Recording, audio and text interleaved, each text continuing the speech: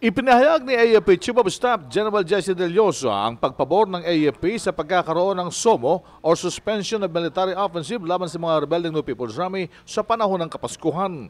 Irerekomenda ni Del Llosa sa Pangulo bilang Commander-in-Chief na magdeklara ng SOMO.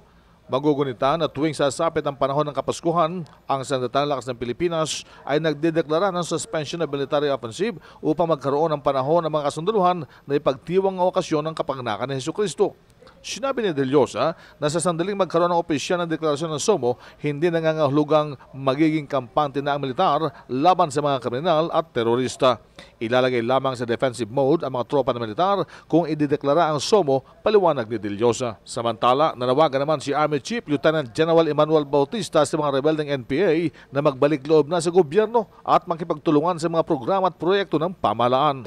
Kung tayong lahat nagsasabi na tama na yan. So matagal naman tayo masyado sa away, marami naman solusyon sa atin sa mga problema. Hindi naman kailangan tayo magpatayan.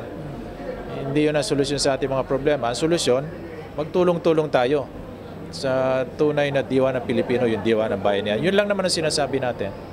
At kasabay niyan, tuloy pa rin ang ating combat operations doon sa mga ayaw pang bitawan ng armas na tinetreten pa nila yung ating mga kababayan, extortion at saka mga ibang illegal activities. Kailangan tugisin din natin sila. Ang panawagan at pahayag ni Army Chief Lieutenant General Emmanuel Bautista. Yan ang DZRH News, RH 911, Bing Pormento, naglilingkod sa pagbabalita.